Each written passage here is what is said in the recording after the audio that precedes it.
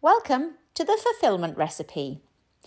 Each session is split into two halves, an audio file which explains the theory and the underpinning knowledge behind the practices which you will find on video file in section 2. Good luck. The Fulfilment Recipe with Emma Newham. Session 7, Energy and the Chakras. Everything in the universe is energy. The Chinese refer to this as qi, and the invisible energy channels in which that qi moves are known as meridians. In the yogic tradition, that same life force energy is referred to as prana, and those invisible energy channels are known as nadis. These nadis connect at special points of intensity, which we know as chakras. Chakra actually means wheel. It refers to that circular vortices of energy located along 7 points in your body from the base of the spine up to the crown of the head. So each chakra is responsible for the distribution of prana, and the optimal function of each chakra provides the right balance of energy to the body, maintaining our physical, psychological, emotional and spiritual health. Therefore, it's essential for our chakras to stay open and aligned. If the chakras are blocked, then energy can't flow. I liken this to a garden hose scenario. Let's imagine you're watering plants via the garden hose, and they're flourishing and they're blooming because they're getting water and they're getting sunlight. But then somebody comes along and stands on the hose, so the water can't get through now. And so the plant isn't getting its nourishment. As a result, it starts to wither and wilt. According to Dr. Sue Morter in her book, The Energy Codes, perhaps a more accurate way of describing this blocked energy is to say that it is offline, and our consciousness has not yet woken up to that aspect of self. However you view it, the fact is, energy is not flowing. So what could be the reasons for this imbalance in the flow of energy throughout the body? Well, toxic foods, toxic environments, and that could be a polluted environment in a big city. It could be toxic thoughts, toxic people. And one of the main things is toxic emotions. When I say toxic emotions, I'm referring to those negative emotions which have a low vibration. Anger, fear, guilt, shame, any negative emotions that weigh heavy on our system. If we block emotions like anger, for example, or if we don't speak our truth, then we might impede the energy flow in the chakra that deals with that particular issue. Since the 5th chakra, Vishuddhi chakra, deals with communication, if we don't speak our truth, for example, then the energy flow in the throat area is impeded. Now, the premise is that everything begins on an energetic level first. So if we persistently speak half-truths or we don't speak up for ourselves, anything in fact to do with communication, then that energy is stifled. And that then may result, after a period of time, if it's left long enough, then it may manifest in a physical symptom. We might get a persistent cough, for example, or have some kind of issue around the throat. So what we're seeing here is that dis-ease has an energetic root cause that's left unchecked for a certain amount of time that then results in a physical symptom. Western medicine then comes along and prescribes some medication which will mask that very symptom.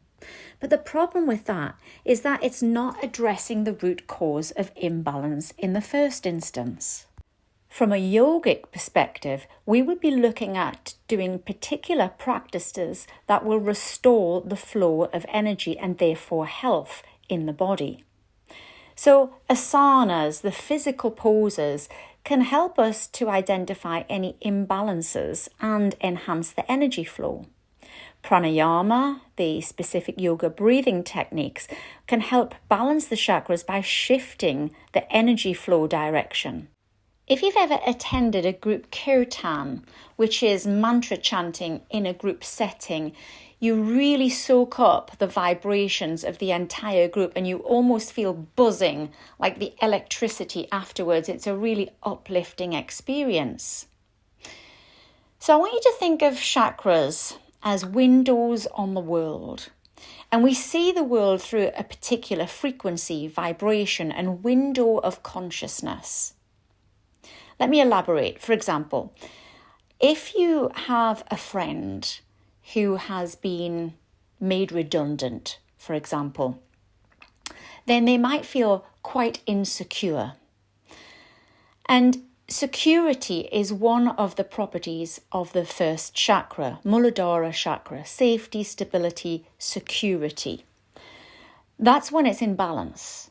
However, when chakras are not in balance, we get the shadow qualities, which is really the opposite. We feel unsafe, we feel insecure. So it's our job to do a little bit of work on ourselves to know that security can't come from any one person or any job or a home. Security is a feeling that we feel internally, and we have to kind of do a little bit of work on ourselves and learn some lessons in life to understand that. But perhaps this friend hasn't mastered the lessons that the first chakra brings to us, that of safety and security. So even when a new job has been found, this friend is still fearful. Oh, I might lose my job, stuck in that window of insecurity, unable to move forward. Someone who's stuck at the second chakra window may be overtly sexual. The second chakra deals with our desires, passions, sensuality, and sexuality. And this can manifest in those who are stuck at this particular window. They may be turning the conversation around to sex. There might be lots of sexual innuendos, speak in an overtly sexual manner. Regardless of which chakra the energy is blocked or gone offline, then we get stuck at that particular chakra and we tend to see the world from that window. Think of a high-rise building. Let's say it's got 8 floors on it and we're just on the bottom floor, first floor, and it's dark and it's got no windows, so we can't see outside. Let's say you hear a noise, maybe some kids running away, something's been smashed, and you feel very fearful. Don't know what's happening, what's going on. And then maybe you do a little bit of work on yourself, become more conscious, more aware. And you kind of graduate and move up to the second floor. So now you can perceive that same scenario. It has got a tiny window, but it's so small you can barely see the full picture. It's still dark, but you can see that the kids are running away, so you don't feel as fearful now, but you're still not getting the big picture. So again, you do a little bit more work on yourself and you kind of graduate and rise up to the third floor now, where we've got a decent window here, but we can only see straight ahead. We can't see to the left, we can't see to the right. It's kind of tunnel vision. Again, we need more work to do on ourselves to become conscious, more aware, till we move to the 4th floor. And now we can see straight in front, but also to the left. Do more work, graduate 5th floor, we can see to the left, we can see to the right, and we can see straight ahead. And we keep working on ourselves. It's a bit like climbing a ladder, more personal growth, more life lessons, more consciousness, more self-aware, until we get to the top floor of the building. And now we've got a 360-degree panoramic view. We see the bigger picture. You can often think of the yoga journey as a journey through the chakras. The lower triangle, the bottom 3 chakras, needs a lot of work. But of course, we need to go there to do that work, to process the lessons and gain security. So now it's time to break down each individual chakra, starting with the first chakra, Muladhara chakra. Mul means root. Adhara means support. This is our base chakra, right at the bottom of the spine in the perineum, that pelvic floor area. The colour associated with Muladhara chakra is red. It's a bit like the colour of the earth, and that is the element that is associated with the base or root chakra, the element of earth. It's to do with our nose and smelling.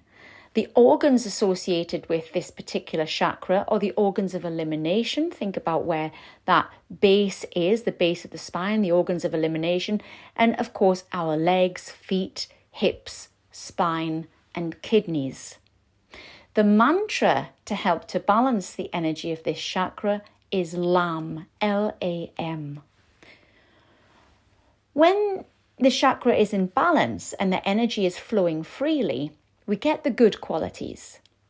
And those good qualities I always remember as the S's: stability, security, safety, survival, strength. We feel grounded, connected to the earth, vigorous. It's to do with our trust, loyalty. We experience good health here. Our habits are held here.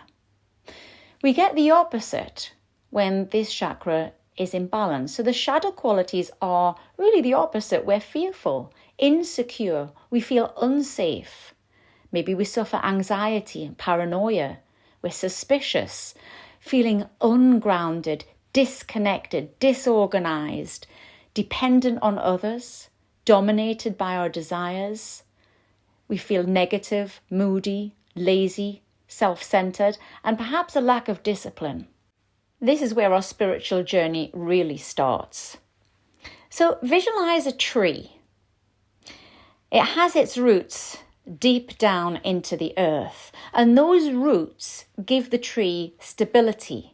It provides a firm foundation, allowing the tree to weather life's storms when it's got good roots. Consider the foundations of a house. If those foundations are carelessly organised, then it won't support the structure. Similarly, our lives must have a good foundation and base of support, and that is the remit of the work in the first chakra. So in each phase, there's a certain amount of work and a certain type of work that must be done before moving on. The first chakra gives us our sense of roots and appropriate boundaries. The attitude at the first chakra is one of abundance versus scarcity. In scarcity, there's an attitude of insecurity, which is one of the shadow qualities of Muladhara chakra when it's out of balance. An attitude of lack, not good enough. So here we've got to come to a place of acceptance within ourselves, not unworthiness, which is really the result of conditioning. Learning self-acceptance is one of our life lessons. You're special, and it's up to you to discover this. So yoga gives us roots, a bit like the tree in the wind. Another way to look at it is like this. I want you to visualize a raft in the middle of the ocean, and you're sitting on this raft. And then all of a sudden, a wave comes along and hits you, uplifts the raft, and down you go into the ocean. It's going to take you a while to get up there and work your way back onto the raft. But then you do a little bit of work on yourself. Bit of yoga, have some discipline, self-practice, raise your vibration, raise your consciousness and your awareness. And it's like you're no longer on the raft now. You've built a small boat for yourself. So the waves are going to come, but this time, instead of hitting you and going under, it kind of rocks your boat, but you're not going to go down into the water this time. And then you continue doing a little bit more work on yourself, building some mental resilience, physical strength. And after a while, it's like you've built a cruise ship. So that's not going to stop the waves coming. Life's curveballs are still going to hit you. But your ability to deal with it, it's just like, oh, they're bouncing them off now. You're much more resilient as a result of those life lessons and having a personal practice that makes you mentally strong. Otherwise, we get pulled in all kinds of directions when situations are sent to try us. On top of that, our senses are driving our behavior. We chase those things that we desire, and we try to avoid those things that we don't like. So our senses are really kind of running the show, chasing after things that we want, avoiding things that we don't want. And we become attached to things that we like, whether it's chocolate or a place or a person. According to enlightened yogis, a master remains detached, or the practice of vairagya, which means dispassion. It means we're neither rocked by praise nor criticism. We're detached from it all. So it hasn't got the power to lift us up or pull us down. Praise massages our ego, makes us feel good. Criticism pulls us down, makes us feel bad. But at the end, they're just words. So if words have the power to change your mood and pull you up or down, then they're kind of running the show. So detachment is one of the keys. So say, for example, you might have an attachment to winning a game of tennis. And then maybe you do some yoga, some work on yourself. And winning becomes less important. And if you do win, there's actually much joy. So if the karma is bad in this area of the first chakra, then there's trouble. There's a lot of work to be done. Let's now move on to the second chakra, Svadhisthana chakra. Sva means one's own, Adhisthana means dwelling place. The colour is orange. It's to do with the element of water. It's associated with our nose and taste. And the organs are the bowels, the reproductive organs, the bladder, the spleen, and the kidneys. This is situated in just above our coccyx, around the sacrum area of that lower back. The mantra associated with the second chakra is VAM, V-A-M. And we can chant those mantras to help us to balance the chakra. I always remember this chakra as the feels. Anything to do with feelings and emotions. Emotions, sensations, sensuality, sexuality, because it's all of the reproductive organs, are to do with our creativity, passion, intimacy, letting go, connection, pleasure, and fertility.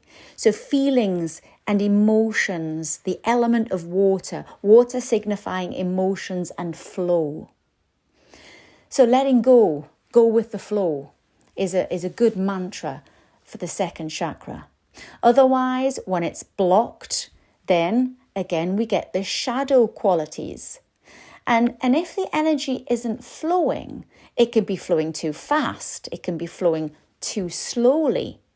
And then we might be over-emotional, flowing too fast, under-emotional, flowing too slowly, lack of sex drive, flowing too slowly, or sexual obsessions, flowing too quickly.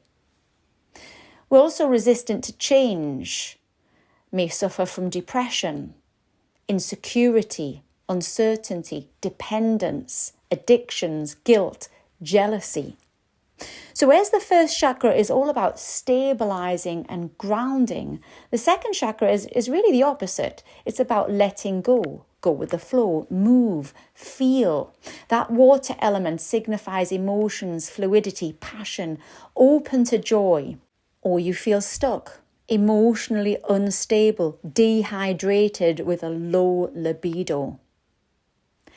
Now, energy at different levels is known by different names. At the highest level, it's a spiritual experience. On an emotional level, it's called love On a physical level, here at the second chakra, it's sex. At the lowest level, it's known as avidya. Avidya means ignorance. So at this second chakra, we reclaim our right to feel passion, pleasure, connection. If you ever feel the need to justify yourself or your actions, then justification is a quality of the second chakra. There was an interesting experiment done with a group of students who were asked a batch of questions, first of all under hypnosis, and then they brought them out of hypnosis and asked the same batch of questions again to see if their responses changed. The researchers told them that they were interested to see if their answers did change and were different in any way when they were out of hypnosis. But that's what they were told. That wasn't the real experiment. During the questioning under hypnosis, each student was given a post-hypnotic suggestion. And that suggestion was to clap their hands when somebody went and opened the window. So each student was brought out of hypnosis, and one by one, they were asked that same batch of questions. And at some point during the questioning, one of the interviewers clapped his hands. And each time, the student individually went to open the window. When they were asked why they went to open the window, the majority of them said, "Oh, well, it's a little bit musty in here. Actually, I was a little bit hot." But they made up these excuses after the fact that they'd opened the window, not beforehand, none of which was true. And it really suggests that people try to avoid embarrassment and the habit of disguising our primitive impulses. Those students with a habit of introspection, maybe who did meditation, had more honest responses. "Oh, I'm not really sure why I did that. You know what? I don't know why." So it's about being more honest about our motives and admit that you don't know. It's better than any justification. So be in touch with the feelings, but don't be attached to the feelings. You know, they're just like thoughts. They're like emotions. They rise and fall, but they don't define us. So meditation is one of the things that helps us to stop identifying with the feelings. Let's now move on to the third chakra, Manipura chakra. Mani means jewel. Pura means city, the city of shining jewels, right here at that navel point. The colour is yellow for Manipura chakra, and it's to do with our sight.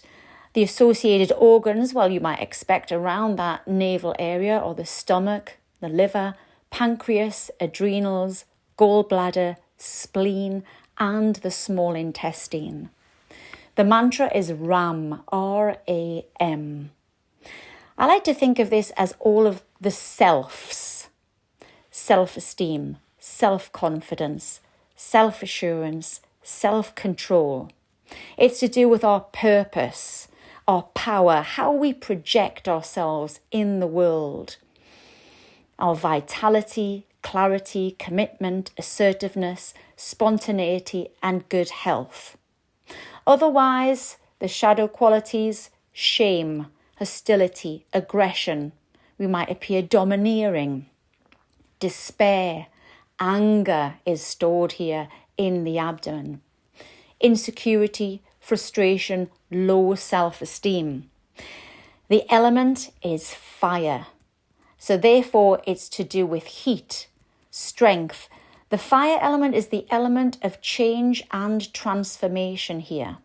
And it's to do with our digestion. So if the fire element is low, we might feel depressed, lazy and withdrawn. When the fire element is high, we become angry, irritable and aggressive. And that imbalance may cause inflammation or indigestion here. I'm going to share one of my personal experiences of the fire element being too high in the body. When I was going through the menopause, which is a fiery time of a woman's life, I experienced symptoms such as the hot flushes, too much heat in the body, and I came out in a rash all over my face, and my skin's usually pretty clear, but this rash had been going on for 9 months, and I was feeling angry and irritable. One of my friends said to me, you know, you can get acne during the menopause, and I didn't actually know that. And it was also suggested to me by several people to go on HRT. And I never really want to take medication. I always try to look for a more natural approach. So that led me to an Ayurvedic practitioner. Ayurveda is the world's oldest form of medicine, originating in India. And of course, it's closely linked to yoga. So I went down that path. In Ayurveda, you have a particular dosha, pitta, vata, kapha. The Ayurvedic lady told me that I was pitta, fire. I probably already knew that. And she also said that there are 2 fiery points in a woman's life. One when you get your periods as a teenager, and then in the menopause. So I'm a fiery personality going through a fiery time of life and eating fiery foods. Foods such as, matured red wine, anything matured cheese. She gave me a list of foods that I really needed to avoid because they increased the fire element. And she described it as, imagine a cooker and you're cooking some food and then you turn it up to the highest heat until it chars the food and completely burns it. Then because I was having lots of spicy food. So it's a bit like turning the heat up, internal heat within the body. And then I was kind of doing the opposite. I was having a lot of salads. And she said, this is basically you not cooking your food at all. So my digestion wasn't very good. I was suffering from bloating. And she basically said, these are the foods that you have to avoid. And when you're eating fruit and vegetables, you've got to pretty much have vegetables that are cooked or partially cooked because it already breaks down the cooking process. And within 3 weeks of seeing this lady, my hot flushes had virtually all disappeared. I felt normal again, not angry or irritable. But this rash that had been on my face for 9 months literally disappeared within 3 weeks. And so I have real personal experience of the fire element being too high. The other experience I have, and this is when I was doing Kundalini yoga, and it's a great practice to do breath of fire, which is basically pumping the navel point in the stomach whilst you're breathing out. So pulling it in on the exhalation. And you're doing that fairly quickly. And it's really kind of massaging the abdominal contents and getting the energy moving around that 3rd chakra. And anytime I did a yoga kriya, a kriya being a set of exercises that included at least 3 minutes of breath of fire, which is called Kapalabhati in yoga, I noticed that my digestion had improved. I had less bloating, less gas. And because we do these kriyas for 40 days at a time without a break, it becomes apparent, usually kind of halfway through, that the digestion is getting much better. And I didn't actually realize that at first when I was doing it. It was kind of when I'd stopped doing it that the digestion wasn't as good. And then when I did another Kriya later on down the line, maybe a few months later, again, which included the breath of fire, I noticed the same thing. The digestion improved because you're pumping the navel point, which then gets the energy moving around Manipura chakra. So all these practices really do work. So a lot of change and personal growth begins at Manipura chakra. And people with a well-developed navel point are often sure of themselves and their abilities. That fire energy is essential for achieving goals. It spurs us on, gives us self-awareness. So these people have a zest for life, follow their gut instinct. They're spontaneous and they project their personal power and charisma. If it's blocked, then hypersensitivity to criticism can occur. That might result in attention-seeking behaviour. And that low self-confidence, low self-esteem, low self-image and fear of rejection often prevents dreams being turned into reality. So this overactive Manipura chakra, people might appear ignorant, egotistical. It's all about the name and the fame. They're power grabbers. It's my way or the highway. That often results in dysfunctional relationships and high stress levels. So that's the roundup of the lower triangle. Those first three chakras have a lot of work, and it's known as the animal part of us, that base animal instincts and tendencies. The middle or the bridge between the upper triangle and the lower triangle is the heart. And that's known as the human aspect.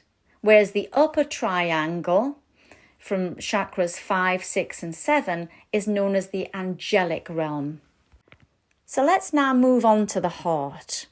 Anahata chakra. Anahata means unstruck or unbroken. The colour is green. The element is air, and it's to do with our sense of touch. Oh, my heart was touched.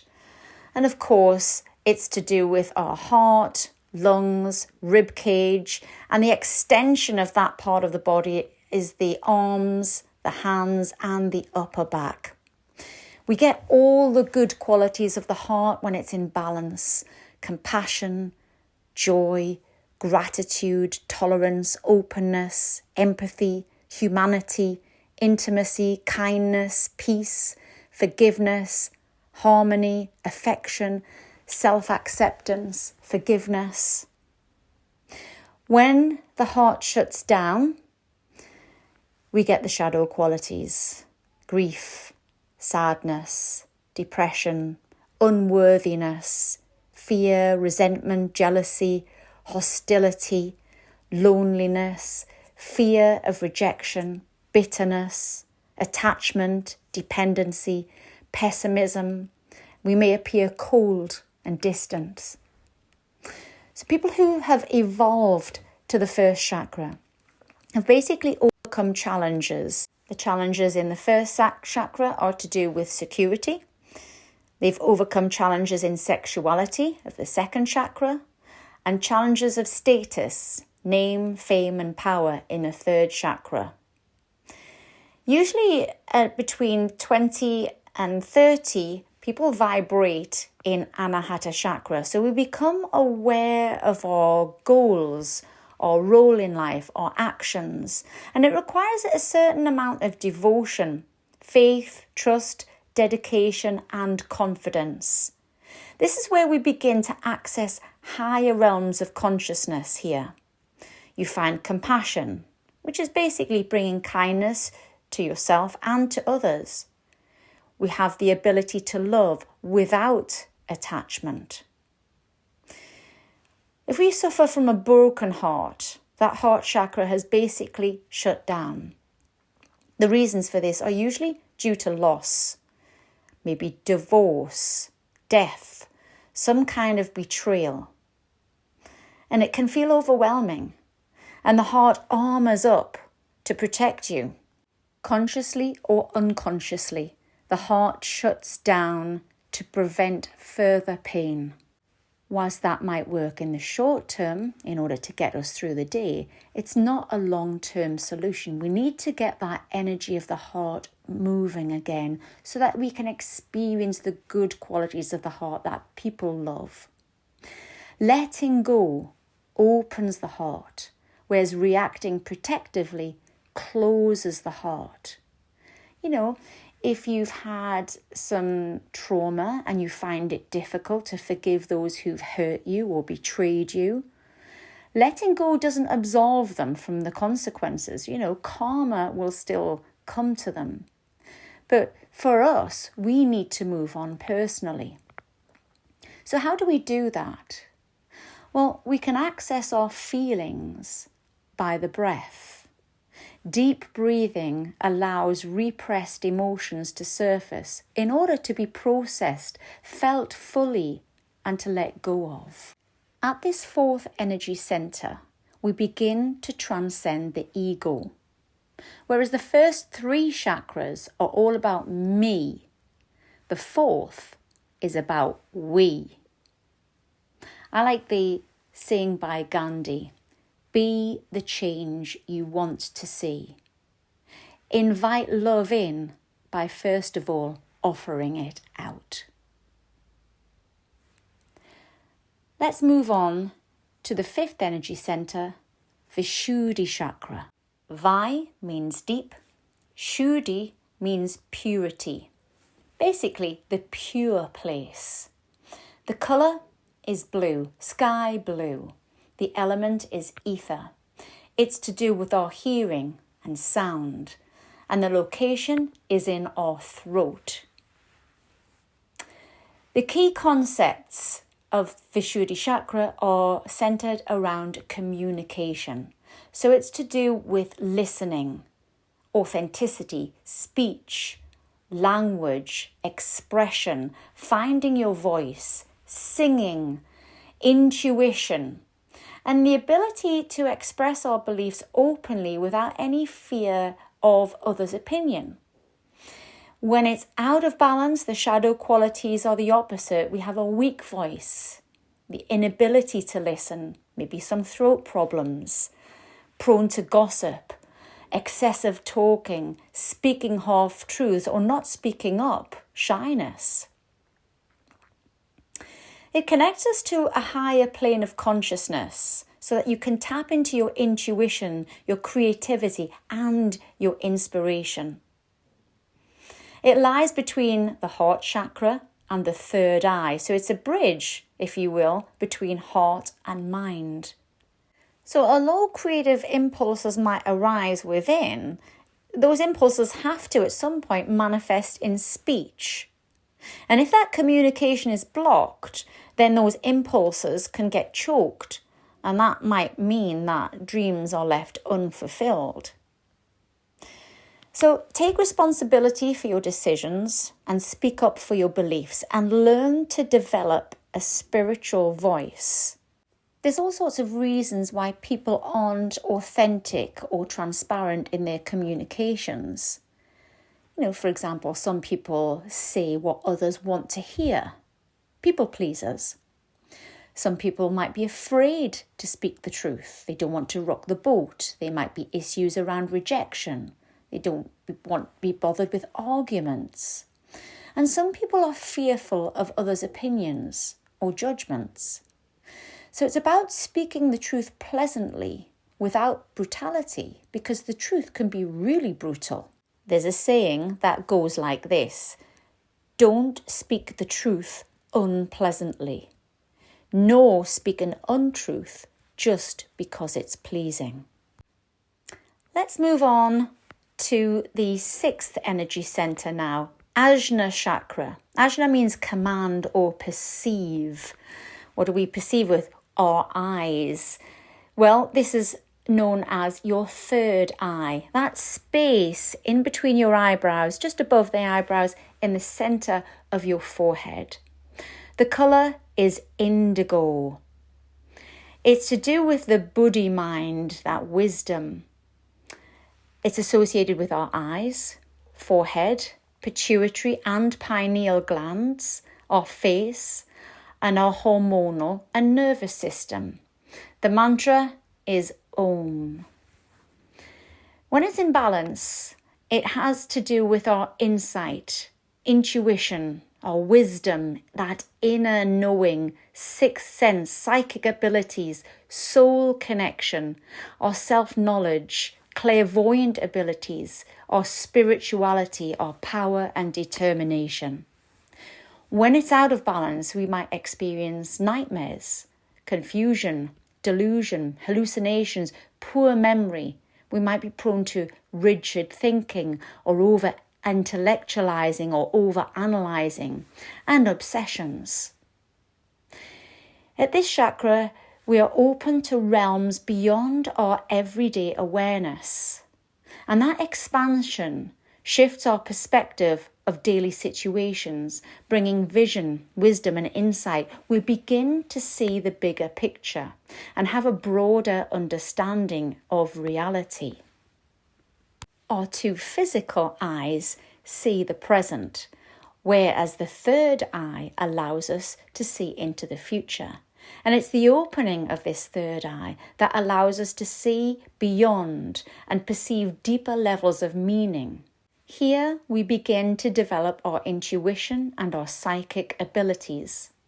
Without intuition, we can't grasp the essence of something truly and fully. We can't surrender to a more immediate truth and understanding than that which is available to us via the rational mind. Intuition is passive and therefore requires a certain amount of surrender. Signposts appear from the universe when you're in harmony with your inner guidance. We go with the flow much more easily. We're guided by the universe, having that blind faith and trust that we're being guided. There's no particular emotions here. It's just a glimpse of a state of being that's pleasurable, even when things don't work out. It's a bliss that's not dependent on outward circumstances. You may have had glimmers of that bliss state in a yoga class when you're lying in Shavasana. You may have entered class all stressed from a heavy day at work, but you do the practice, you do the breath work, and you lie down for that lovely relaxation at the end where you just kind of zone out. Your mind has gone off somewhere else. It's that pleasurable bliss-like state. The brain waves have slowed down and you get a different experience of reality. Finally, we come to the seventh chakra, Sahasrara chakra. Sahasrara means thousandfold, that 1,000-petaled lotus at the crown of the head. Sometimes this is not even known as a chakra, it's known as a gateway, a portal to the divine. The colour is violet. It's to do with our consciousness. It's associated with the pineal gland, the central nervous system, the spinal cord, and the cerebral cortex. So this is our spiritual hub. It's where we reach moksha, liberation, samadhi, enlightenment, nirvana. It's to do with our consciousness, our knowing, transcendence, that divinity. Now, if you think about what the word yoga means, it comes from the word yug, which means to unite. And basically, it means the union of our own individual consciousness merging with that of the divine consciousness. That's what they mean by heaven on earth, the realization, I am that energy, I am that which I've been seeking. This is what we refer to as oneness. That example of the ocean and all of the waves on this ocean. And you're this individual wave looking at all of the other great waves around you. Some are smaller, some are wider, some are taller. And you're comparing yourself to these other waves. Wow, that's a big wave over there. I wish I was that wave. Or that's a tiny little ripple, that one. And the point comes, the realization, oh, I'm no longer this individual and separate wave. I am the ocean. I am that. And that realization is the point of liberation. It's that unbounded awareness, that enlightenment, self-realization, I am that. Otherwise, we stay in the world of duality, and we get the opposite shadow qualities when this chakra is out of balance: depression, alienation, confusion, apathy, boredom, cynicism, fear of death, grief. This gateway to the energy of the universe itself is really a portal to the divine. You may have had an experience of that merging of consciousness, and it's a very, very difficult experience to put into words because it's not an everyday experience in this third dimensional material world. And we can only access that when the mind is quiet, and that's usually via meditation. I'll share with you my own experience of what I would regard as oneness. I'd been doing transcendental meditation at the time for probably at least 10 years. And whilst I'd had experience of transcendence, where there's no mantra and there's no thought, so a kind of an empty head, you feel almost like you've drifted off. It's a different experience from kind of falling asleep and actually drifting off. It's what you call transcendence, but that wasn't that experience. I remember I'd started to read The Power of Now by Eckhart Tolle, and it was down by the bed, and I'd only just started to get into the first few chapters. But that night I woke up, and it must have been about 3 or 4 in the morning, so it was dark and it was quiet, and my mind started going. So I thought, I'm just going to sit up in bed and I'm going to do my transcendental meditation like I always used to. So, but this time the book came into my head, and in particular, where Eckhart Tolle says, in that silence, you can hear the silence. And in the middle of the night, you can actually hear silence. It's an odd phenomenon. And in that blackness, that black screen behind my closed eyes, he was saying, just connect with the breath and feel the rise and fall of the chest. Feel the air temperature and pressure on your hands. Feel that slightly cooler air on the in-breath and the slightly warmer air on the out-breath. Basically, you're bringing yourself into the now, into the present moment. And when I did that, what happened was, in that black screen behind my closed eyes, there suddenly appeared a green ball of circular light, like a green circle.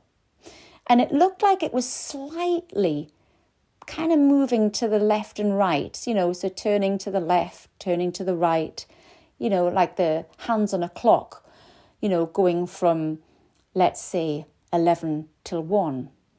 It was kind of moving a little. It wasn't static. And I thought, wow.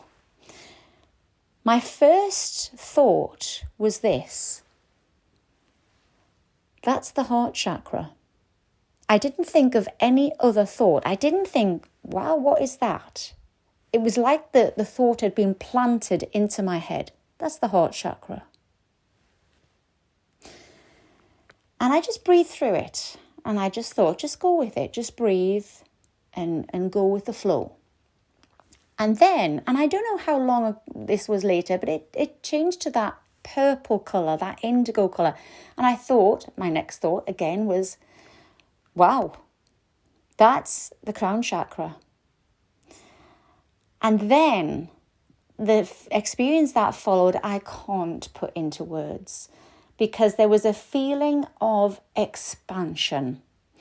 that I wasn't in my body. I was very, very conscious, but I was also conscious that the consciousness was not housed in that physical vehicle. In fact, the expansion was such that I felt like my eyes were wide opening.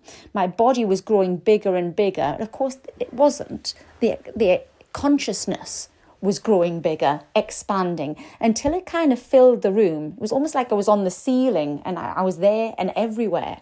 It was a really, really odd sensation. And then I got a bit nervous and didn't know what was happening. So I kind of opened my eyes and opened the curtains at the same time. And since then, obviously, I've read a lot more, learned a lot more about oneness and expansion. But that's what I believe had happened to me. And I wish I'd stayed with it, because you're kind of getting that experience, touching on enlightenment, oneness, samadhi. But I didn't really get to enjoy it because the ego mind came in and kind of pulled me back into the body. But of course, when you experience something like that, something that you can never, ever put into words, you've got to have that experience. It changes your view and your perception of the world and the reality around you. So, that passage leading to that different dimensions of reality is way beyond your normal existence.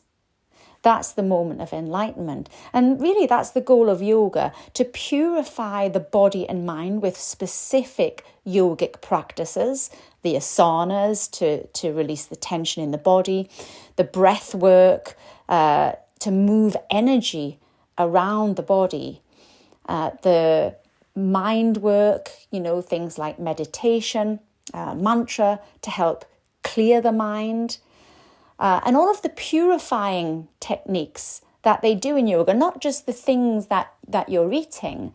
There's various cleansing techniques in yoga. They're all meant to purify the body and mind so that it's not trapped in maya.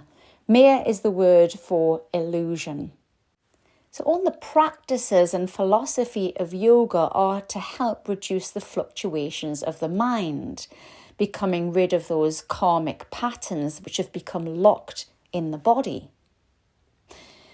The bliss that we experience in the sixth chakra, in Ajna chakra, maybe when we're doing a meditation or when we're in Shavasana. This is a bliss that's experienced in the seventh chakra without the need for meditation.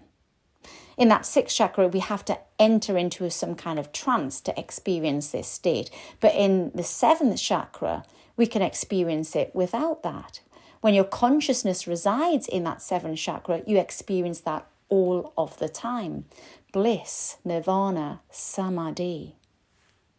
Heaven on earth. So there are many ways to move energy around the body. Releasing negative emotions is one of the things that we've got to do. We've also got to be aware of the food and the drink, what goes into our body. Remember, we are what we eat. Breath work, mudras, mantras, they all get the energy moving. So keep moving, keep breathing, and keep letting go. Now it's time for the practical element to begin.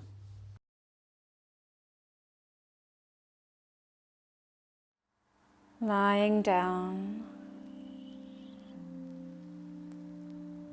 relaxing the body, and just take a few nice deep breaths and bring your awareness fully into the present moment.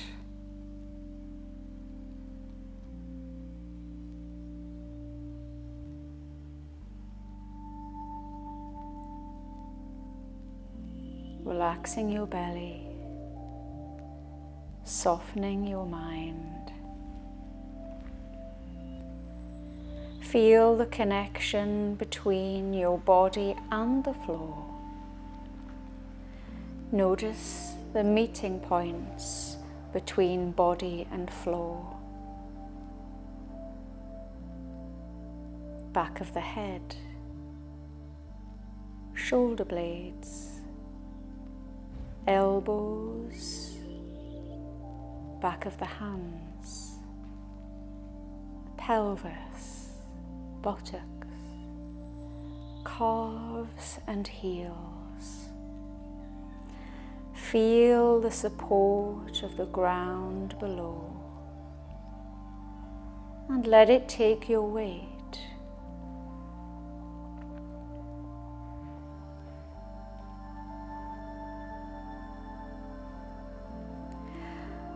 And allow your mind to empty of what it no longer needs to hold on to. Let it go, flow out and away. Releasing the cares and worries of where you've been in your day. And bring your energy back to your center, grounding yourself in this moment, here and now.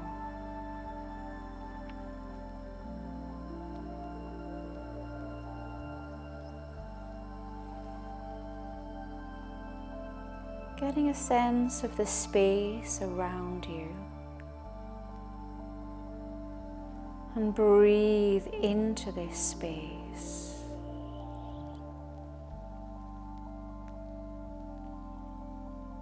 Becoming aware of the sounds around you.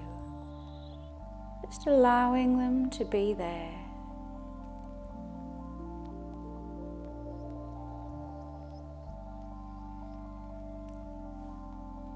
Notice what you see behind the closed eyes. The light and the shade.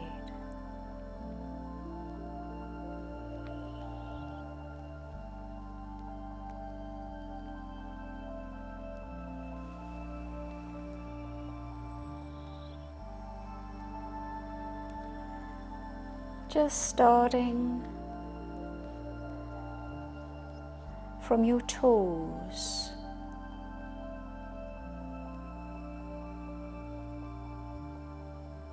Just allowing the toes and the feet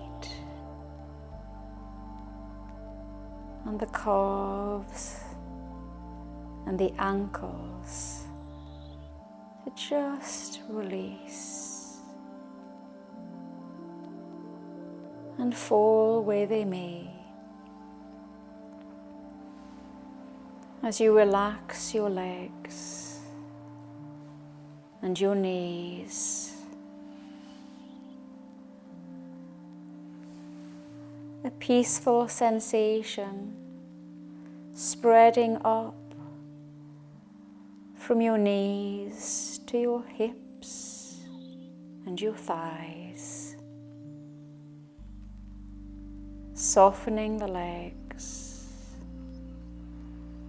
a sense of heaviness.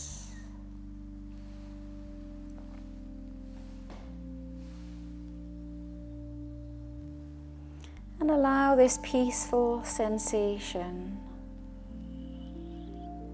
to begin to feel your torso.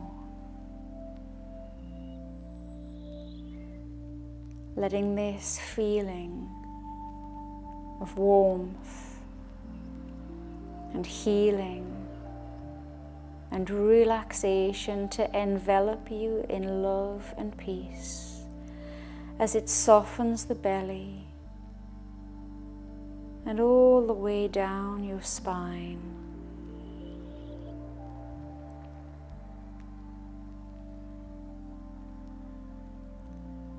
Feel the sensation fill your chest, allowing your heart to grow more expansive, more loving.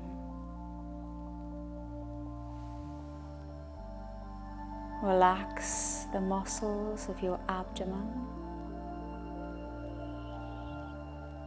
And let this relaxation permeate even deeper, releasing tension from your internal organs.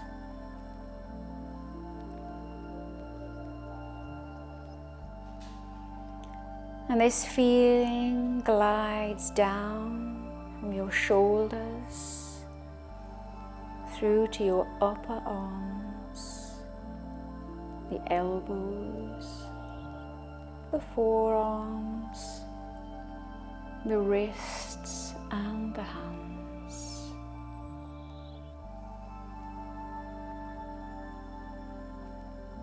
And this sense of peace starts to glide up through your neck, filling your entire headspace, relaxing your scalp, softening the jaw.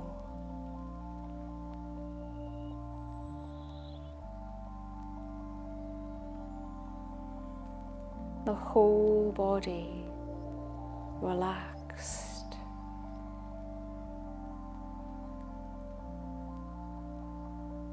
Just mentally scan the body now for any areas of tightness or tension. And if you feel tension anywhere, just simply use the power of your mind to melt it away, just as easily as warm water melts ice.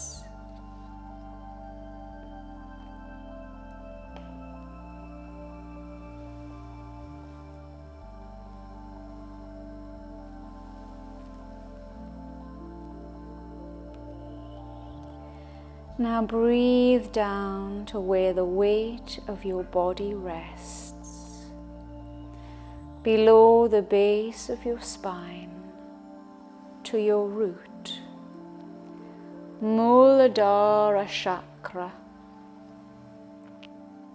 your chakra of belonging. Breathe into your root, let it soften and gently expand on your breath, taking in nourishment and life force energy.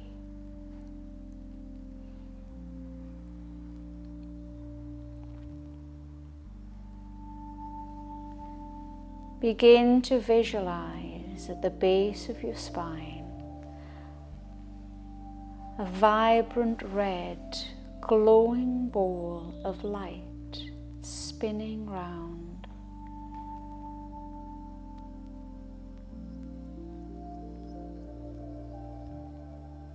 This chakra brings you security, safety, health. Feel it empower you as it connects you to earth energies. You're radiating power and vitality. As you visualize the color red at the base of your spine, spreading around the pelvic basin, you can mentally repeat to yourself the mantra for this chakra, which is LAM, L-A-M.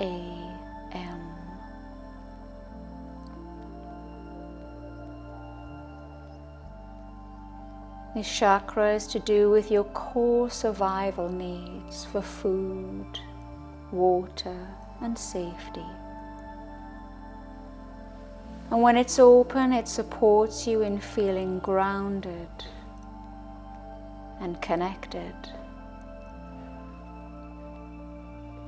So trust that Mother Earth is supporting you, giving you confidence in your ability to fulfill your deepest needs and desires.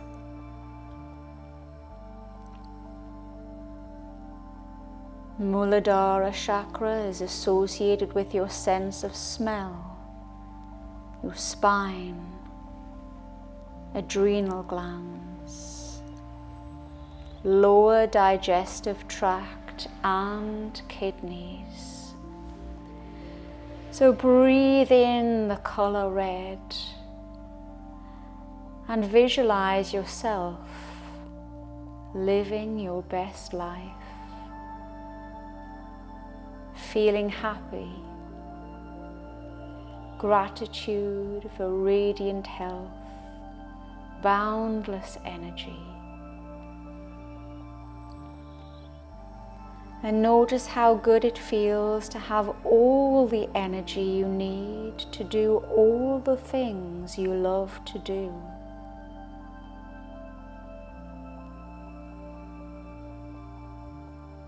See yourself healthier than you've ever felt before.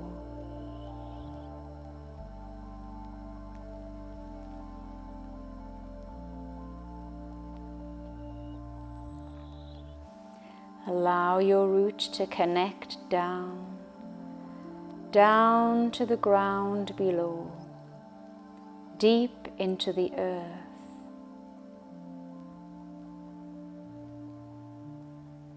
Bathe your root chakra in deep red, empowering, embodying, and grounding you in the here and now. Let this chakra take what it needs and repeat the words internally to yourself. I am here. I have a right to be here just as I am. The earth supports me.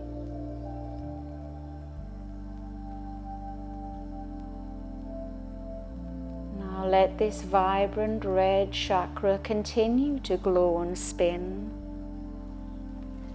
as you move up to your sacral chakra,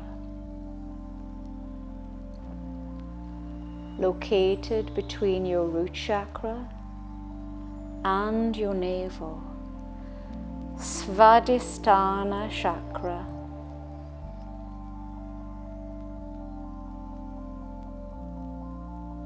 Allow your awareness to move to your belly, to your hara just below your navel, your chakra of emotional intelligence, creativity, fluidity, passion, movement, and pleasure.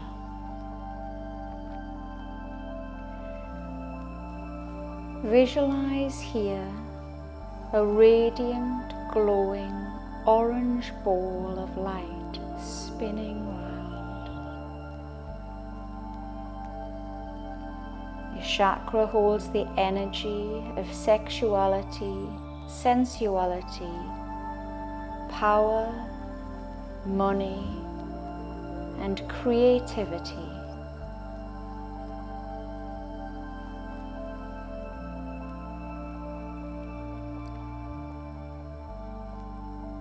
This chakra relates to vitality and potency and governs the reproductive organs and our sense of taste. When the chakra is open, you feel intimately connected with the creative power of the universe. Breathe in the color of the setting sun, rich, beautiful orange, allowing it to bring to you the gifts of happiness, prosperity, and abundance.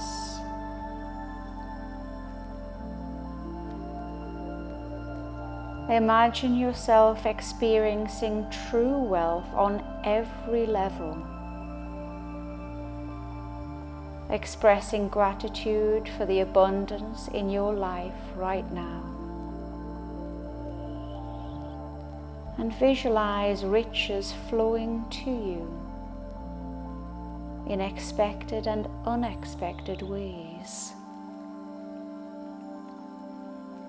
Breathe into your aura, allowing it to soften, taking in life force energy and nourishment. Bathe the chakra with bright orange, balancing, motivating, and empowering. Let your aura be fed and say the words, I allow myself to be nourished. I honor my needs.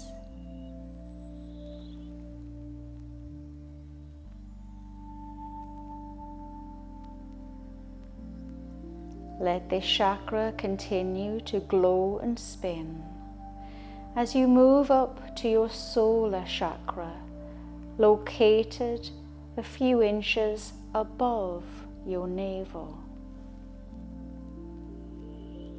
Manipura chakra.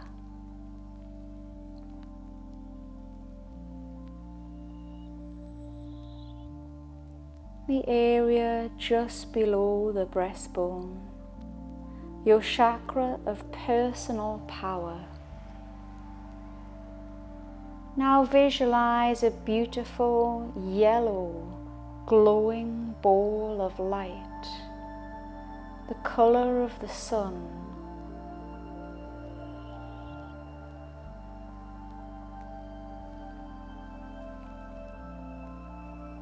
This third energy center governs your ability to digest life.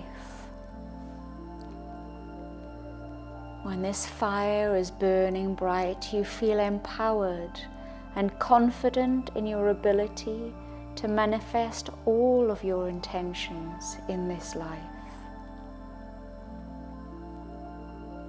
If this chakra is blocked, it creates feelings of hostility, anger, frustration, and digestive problems.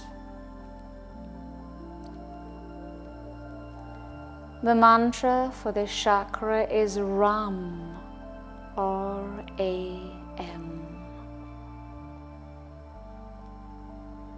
It governs the liver, gallbladder, stomach, and spleen, as well as our sense of sight.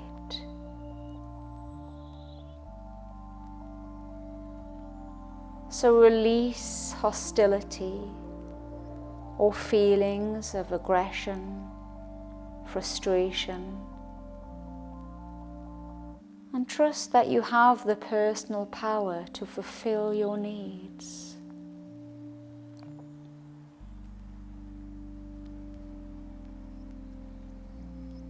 Feel that internal fire and passion, transforming any negative traits into life-supporting opportunities.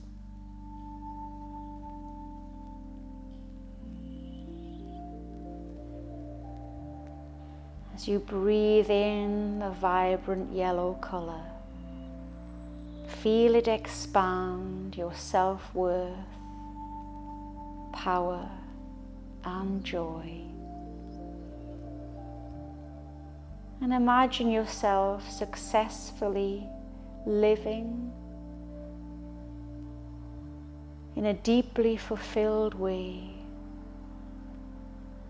successful in your dream job.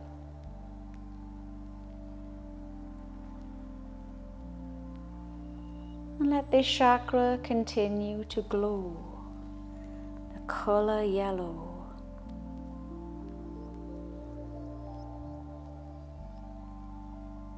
replenishing, restoring, nurturing. Letting your solar plexus take what it needs as you say the words, I value myself. I am enough. I am more than enough.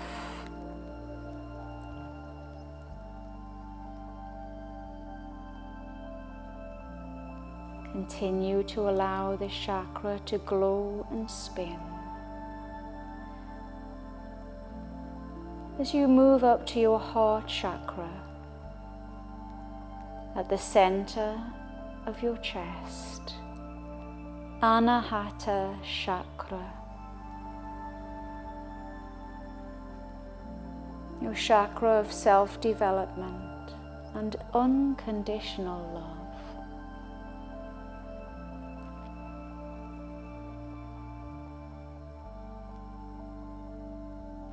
Here, visualize a beautiful emerald green or soft pink glowing ball of light, and allow that light to fill your chest area. The mantra for Anahata chakra is YAM, Y-A-M.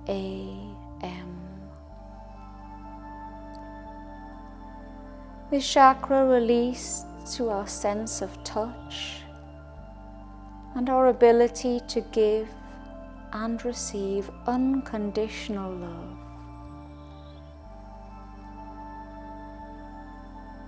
So in this place of openness, release any feelings of negativity, unworthiness, or loneliness. And feel the breath of life flowing into your heart, melting away any pain, hurt, or suffering. This is the seat of emotional consciousness. And when this chakra is open, your life is filled with love, peace, harmony, and laughter. It governs our heart and lungs and allows you to let go of fear, jealousy, hostility, and resentment.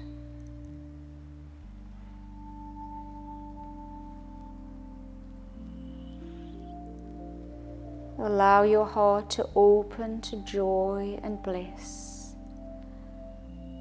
practicing acceptance and sensitivity. Allow this color to fill your heart, letting it glow, bringing the gifts of compassion, self-acceptance, and the ability to love deeply. Let these feelings expand.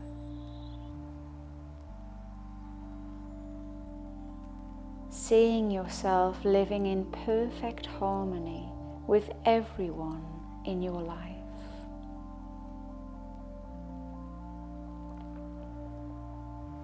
Feel your heart swell with compassion and forgiveness for yourself and others.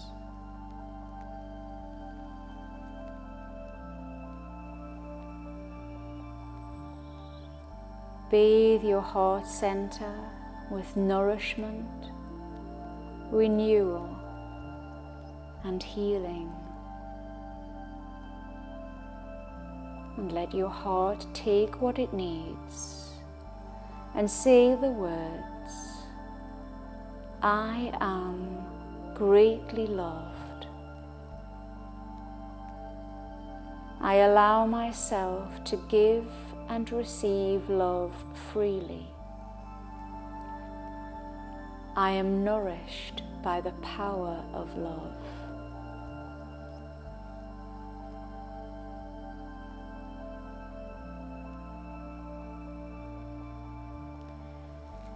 Now let this chakra continue to glow and spin as you move up towards your neck to the throat chakra,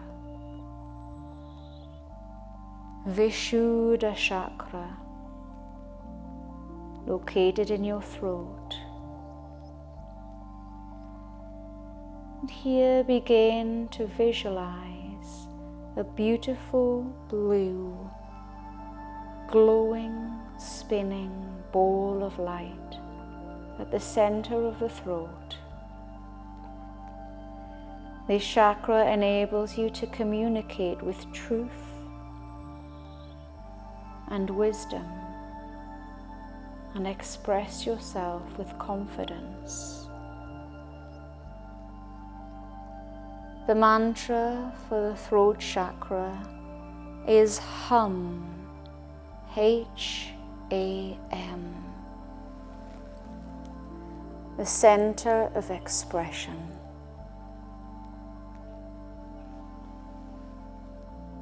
When this chakra is open, you feel comfortable speaking your truth, confident that you have been heard and understood. It relates to our sense of hearing and governs the thyroid, the immune system, and metabolism. So allow your throat to open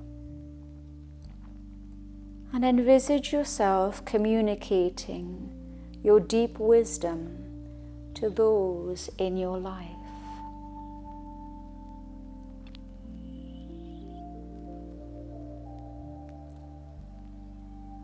Breathing blue in and out. And visualize yourself happily expressing your own uniqueness in any way you wish. Singing, dancing, playing sport, anything you love to do.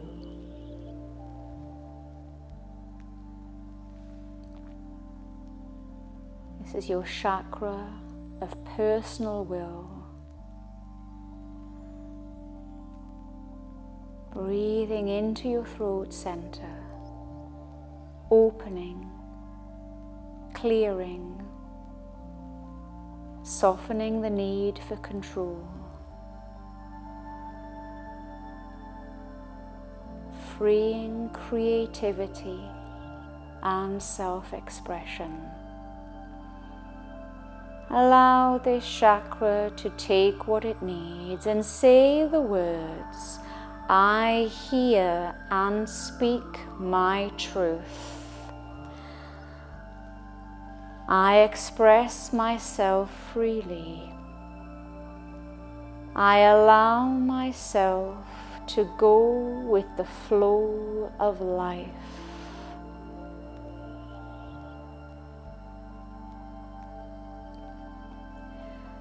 Let this chakra continue to glow and spin, and gently move up to your third eye chakra, located in the center of your forehead.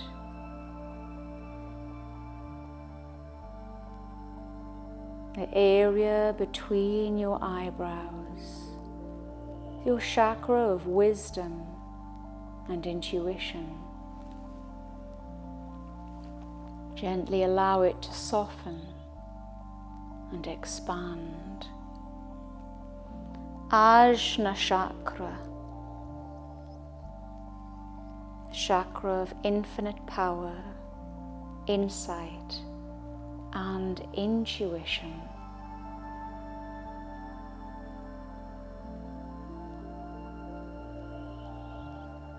Visualize a beautiful, deep, purple indigo ball of glowing light, spinning in between the eyebrows.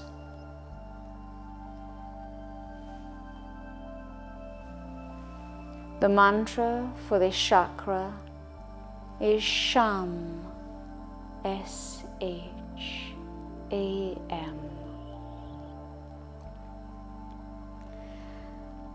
As it glows, this light expands your psychic abilities, your wisdom, imagination, inner knowing, and sixth sense.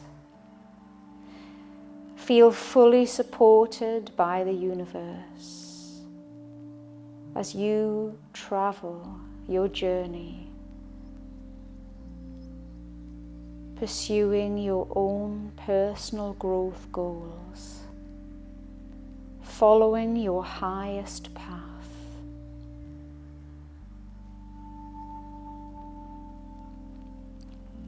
When this chakra is open, you have a clear sense of inner knowing and connection to the quiet voice of your soul. This chakra governs the most ancient part of your awareness, relating to the brain. Opening this chakra allows you to see with the third eye and gives you access to the most important dreams and releasing old patterns that trap you in anxiety and fear.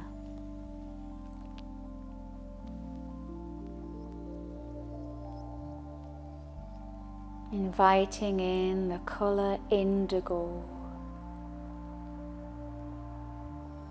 Bathe your third eye with indigo, soothing, balancing, bringing clarity, understanding, and insight. Let your third eye take what it needs and say the words, "Everything is as it should be. Everything unfolds in divine timing."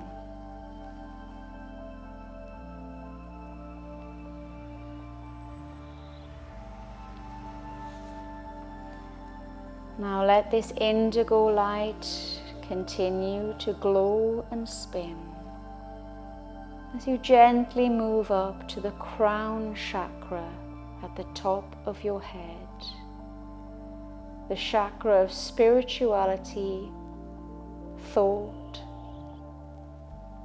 and service to others, Sahasrara chakra.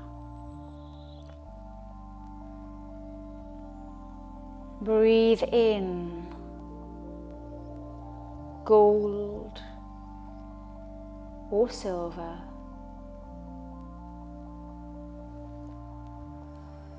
or white,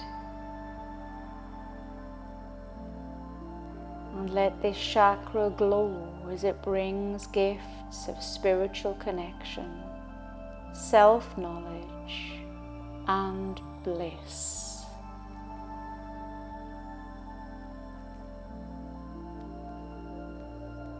This is your chakra of oneness.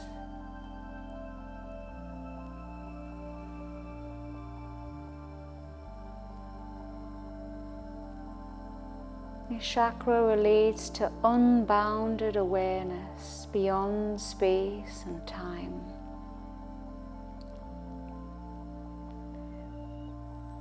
When this chakra is open, you will feel clarity in thought and purpose. Your personal intentions and desires are in alignment with the universe.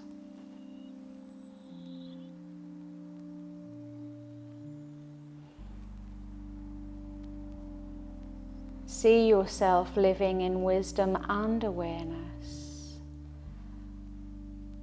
surrendering into divine love, joyfully contributing to the world in the way most meaningful for you.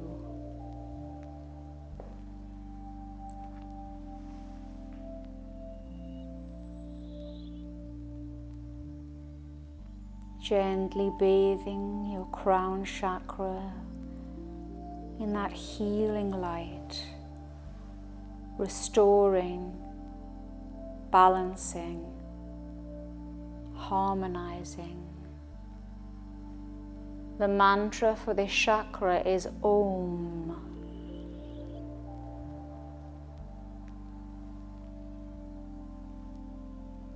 Let your crown take what it needs.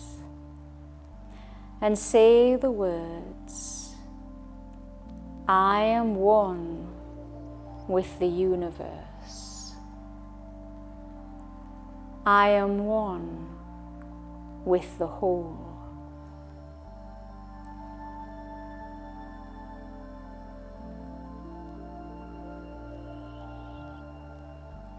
Breathe into your core and say the words, I am whole. I am perfect just as I am. And allow the energy of the words to permeate your body, mind, and spirit.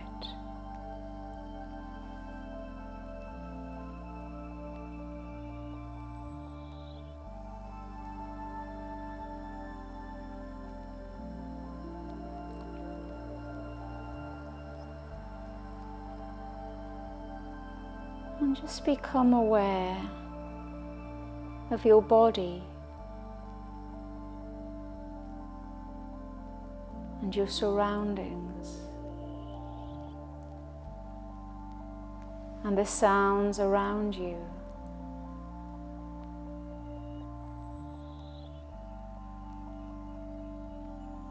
It's now time to close your chakras down a little. Just having the intention is enough.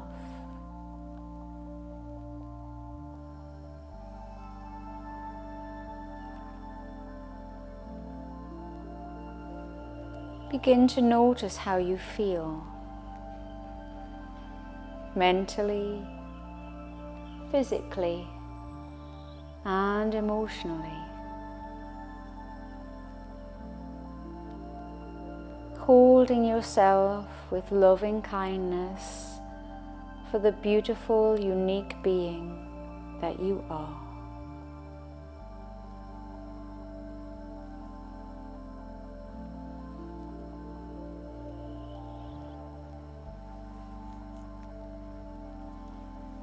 And gradually begin to move a little. Maybe have a little stretch. Take your mind out completely externally.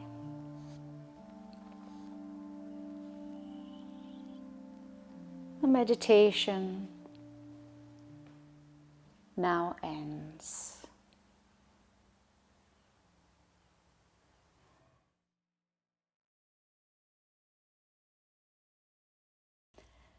I hope you enjoyed the episode.